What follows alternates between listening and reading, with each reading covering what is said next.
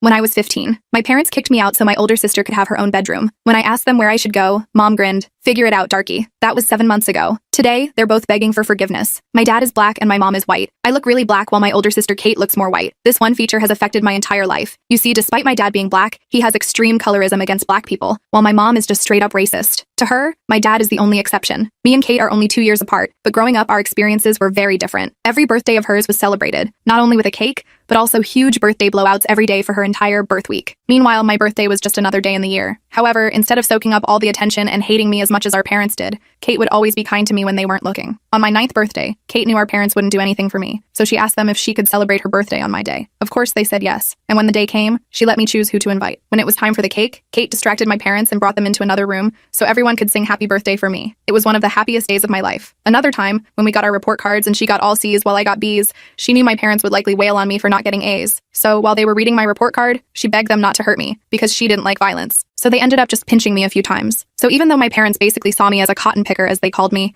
I still felt lucky because Kate was always there. Until one day, when she turned her back on me. It was her 17th birthday. I woke up to the sound of not just my mom, not just my dad, but my entire family throwing all of my belongings into boxes. Your sister said all she wants for her birthday is her own room. Sorry, is the first thing my dad said when I asked what was going on. My eyes widened, and I asked them where I was supposed to go because there were no other rooms in the house. My mom chimed in, I don't know. You have phone numbers of friends and family. Figure it out, darky. Tears filled my eyes, and I looked over at Kate, who refused to make eye contact with me. Her entire body was tense. It took almost half an hour of convincing before I finally believed it wasn't some weird prank. I immediately started to howl with a deep sadness because the one thing I was holding on to, the one ally I had in the house, had abandoned me. And even as I curled into a ball and started to rock back and forth with a loneliness that I can't describe with words, they ignored me, just kept packing. By this point, my flight or fight kicked in. I numbed my emotions before walking out and calling the only other family member I trusted, my aunt, on my dad's side. After Kate's betrayal, I had no idea what she'd say, but she immediately said I could come over and stay for as long as I needed. I didn't eat breakfast that morning, didn't even give Kate her gift, just took the boxes, ordered an Uber, and left. But on the way there, Kate called me. I was filled with hate as I saw her name pop up on the screen, but picked up anyway. I'm so sorry, please don't hate me. My eyebrows furrowed, and I went completely silent. Are you alone right now? She asked. I told her yes. Kate didn't say anything else. She just turned on FaceTime and showed me a pregnancy test, with 2 pink lines. It was hers. I gasped. Lily, I'm pregnant. I don't want to tell mom and dad yet because, well, you know how they can be, but I don't want you to be home when they find out. I thought back to the time when Kate came home with a hickey. My parents shouted at me for almost an hour,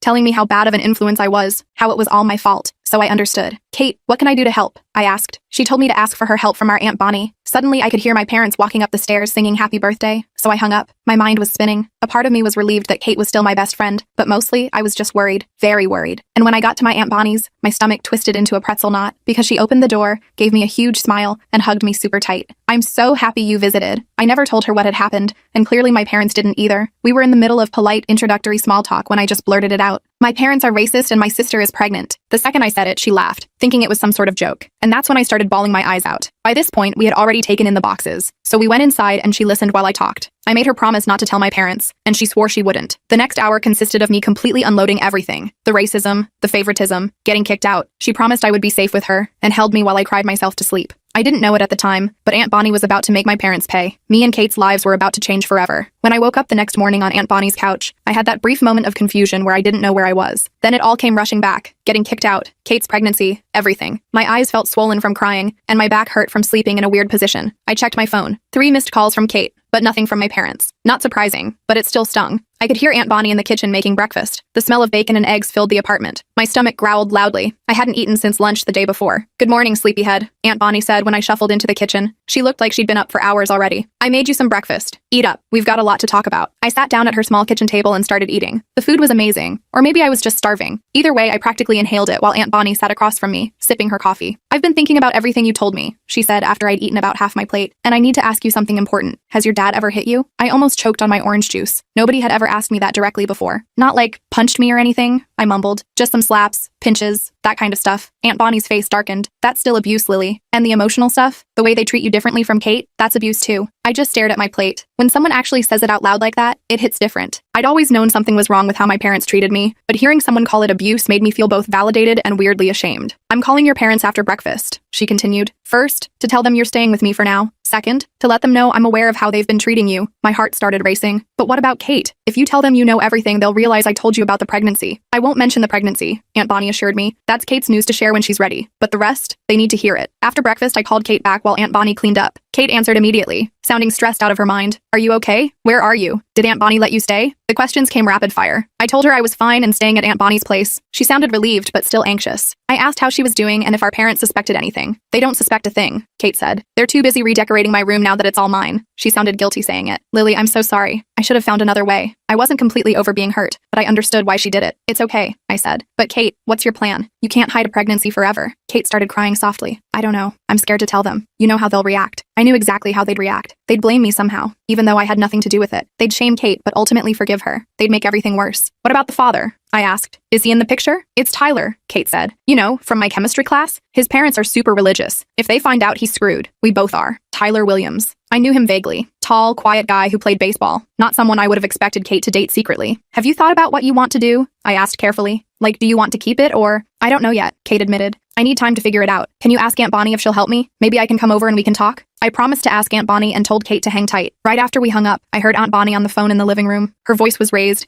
and even though I couldn't make out every word, I could tell she was laying into someone, my parents probably. I sat on the edge of the bed in Aunt Bonnie's spare room where she'd moved my boxes. Part of me wanted to eavesdrop, but another part was scared to hear what she was saying. After what felt like forever, the apartment went quiet. A minute later, Aunt Bonnie appeared in the doorway. Well, I just had a nice chat with your father, she said, her voice dripping with sarcasm. He claims they didn't kick you out, just suggested you might want to stay with friends for a while. I snorted. Yeah, right. They literally packed all my stuff. I know, Aunt Bonnie said, sitting down next to me. Your dad's always been good at rewriting history, but I made it clear you're staying with me for now, and we'll be having a family meeting soon to discuss how they've been treating you. My stomach dropped. A family meeting? With them? Do we have to? Eventually, yes, she said, but not right away. First, I want to get you settled here, and I get the feeling there's something you want to ask me. I nodded. Kate wants to know if she can come over to talk to you. About, you know, her situation. Aunt Bonnie smiled. Of course she can. Tell her to come over tomorrow after school. I'll make sure to be home early from work. The rest of that day was weird but nice. Aunt Bonnie helped me unpack my stuff in her spare room. It was small but way nicer than sharing with Kate. I had my own desk, a queen-sized bed, and actual privacy. Aunt Bonnie even took me shopping for some decorations to make the room feel more like mine. While we were out, I kept checking my phone. No messages from my parents. Not even a, "Are you okay?" or "We miss you." Just silence. Kate texted that she'd come over tomorrow around 4 p.m. to talk to Aunt Bonnie. That night, Aunt Bonnie ordered pizza and we watched movies on her couch. It felt so normal, like what I imagined other families did regularly. No walking on eggshells, no feeling like a burden just for existing, just relaxing and enjoying each other's company. You know, Aunt Bonnie said during a quiet moment, I always wanted kids of my own. Never worked out that way. But having you here, it's nice. I didn't know what to say to that, so I just smiled and focused on the movie. But something warm settled in my chest. For the first time in ages, I fell asleep feeling safe. The next day was a Tuesday. Aunt Bonnie had to work, but she left me a key and said to make myself at home. I spent the morning exploring her apartment and the afternoon doing some homework I'd brought with me. At 3:30, I started getting anxious about Kate's visit. Kate showed up right at 4, looking nervous but relieved to see me. We hugged for a long time in the doorway before I pulled her inside. This place is nice, she said, looking around. Aunt Bonnie's not home yet? She should be here any minute, I said. Want some water or something? Kate nodded and followed me to the kitchen. She looked pale and tired, like she hadn't slept well. We sat at the kitchen table in awkward silence for a few minutes before she spoke. Mom and Dad think I'm at debate team practice, she said. They don't suspect anything yet, but Mom made a comment about me gaining weight this morning. I almost had a panic attack. Before I could respond, we heard keys in the door. Aunt Bonnie walked in, still in her work clothes, carrying a bag of groceries. Her face lit up when she saw Kate. There's my other niece, she said warmly, setting down the groceries to give Kate a hug. Kate burst into tears the moment Aunt Bonnie's arms went around her. The next hour was intense. Kate told Aunt Bonnie everything. About Tyler, about being 8 weeks pregnant, about being terrified of our parents finding out. Aunt Bonnie listened carefully, asking questions, but never judging. Have you decided what you want to do? Aunt Bonnie asked gently. Kate shook her head. I don't know. I'm only 16. I'm supposed to go to college next year, but I also don't know if I could go through with an abortion. She started crying again. An adoption? I don't know. You have options, Aunt Bonnie said, and time to decide. But first, you need to see a doctor. Make sure everything's okay. I can take you if you want. Kate nodded gratefully. Could you? I'm scared to go alone, and I can't ask Mom. Of course, Aunt Bonnie said. And Kate, whatever you decide, I'll support you, even if your parents don't. Kate looked at me then, her eyes still wet with tears. I'm so sorry about what happened, Lily. I just panicked. I thought if they found out while you were still there. It's okay, I said, meaning it this time. I get it. And honestly, it's better here anyway. After Kate left, promising to text us about setting up a doctor's appointment, I helped Aunt Bonnie make dinner. My mind was spinning with everything that was happening. Kate's pregnancy, my new living situation, the inevitable confrontation with my parents that Aunt Bonnie was planning. Aunt Bonnie, I said as we chopped vegetables, what's going to happen when my parents find out about Kate? She sighed. I don't know, honey, but we'll face it together, all three of us. The next week was surprisingly peaceful. I settled into a routine at Aunt Bonnie's place. She'd wake me up for school, drop me off on her way to work, and pick me up afterward. We'd make dinner together, watch TV, and talk. She asked me questions about my interests, my friends, my classes, all the normal stuff parents are supposed to care about, but mine never did. Kate came over a few times after school, supposedly for debate team research. Aunt Bonnie took her to a doctor's appointment, confirming she was indeed about 9 weeks pregnant. Kate was still undecided about what to do,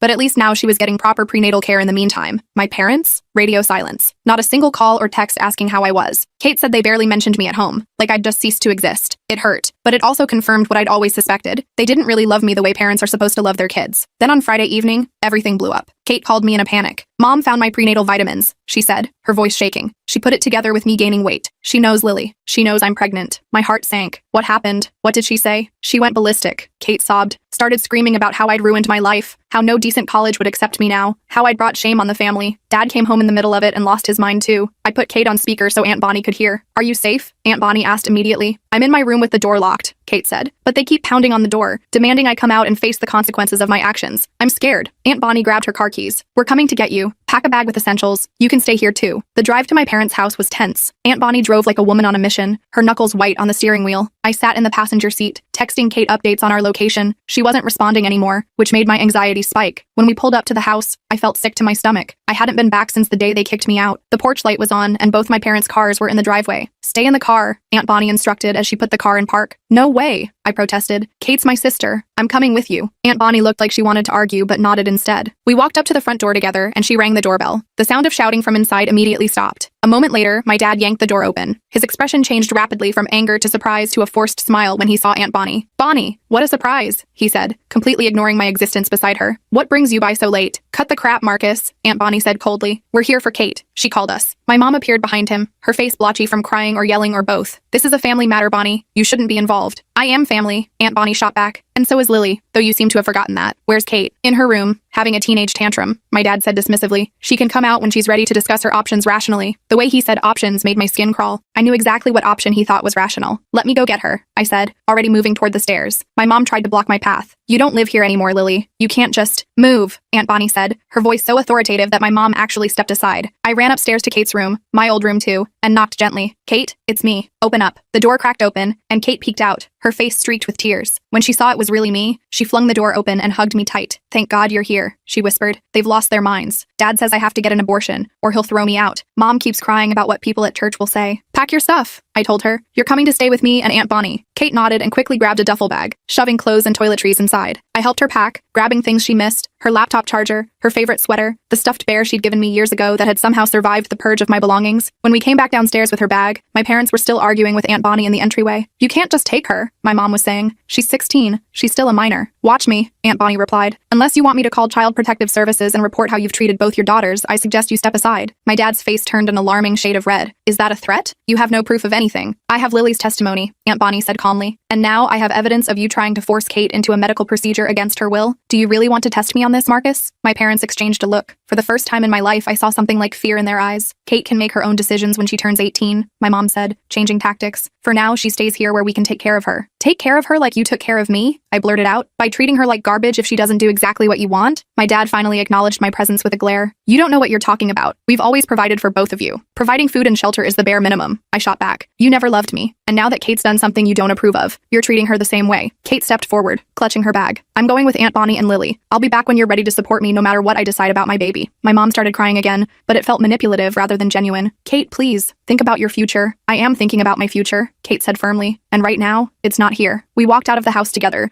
my parents too shocked to physically stop us. As we drove away, I looked back to see them standing in the doorway, watching us go. They looked small and pathetic somehow, no longer the towering figures of authority they'd been in my mind for so long. The next few days were adjustment. Kate took my bed while I slept on the pull-out couch. Aunt Bonnie's small apartment felt crowded with 3 people, but also warm and safe in a way our parents' house never had. My parents called Kate's phone constantly for the first 2 days, alternating between threats and tearful pleas for her to come home. She eventually turned off her phone to get some peace. They didn't call me once. On the 3rd day, I was alone in the apartment while Aunt Bonnie was at work, and Kate was at her follow-up doctor's appointment. The doorbell rang, and when I looked through the peephole, I nearly had a heart attack. My parents were standing there. I called Aunt Bonnie immediately. They're here, I whispered into the phone. Mom and Dad are at the door. Don't let them in, she said firmly. I'm leaving work now. I'll be there in 20 minutes. The doorbell rang again, followed by pounding. Lily, we know you're in there, my dad shouted. Open this door right now. I stayed quiet, hoping they'd give up and leave. They didn't. After a few minutes, I heard a key in the lock. The door swung open, revealing my parents. My dad was holding a key. Aunt Bonnie gave us a spare key once when she went on vacation, he explained, his voice calmer now. In case of an emergency with her plants and mail. I backed away from them. This isn't an emergency. You need to leave. My mom stepped inside, looking around the apartment. Where's Kate? We need to talk to her. She's not here, I said truthfully. And I already called Aunt Bonnie. She's on her way home. My dad sighed heavily. Lily, this has gone far enough. You've made your point. But Kate needs to come home now. She's still a minor, and what Bonnie's doing could be considered kidnapping. She didn't kidnap anyone, I snapped. Kate chose to leave because you were forcing her to get an abortion. We weren't forcing her, my mom said, though her eyes slid away from mine. We were just trying to help her see the right choice. The right choice according to who? You? I was furious.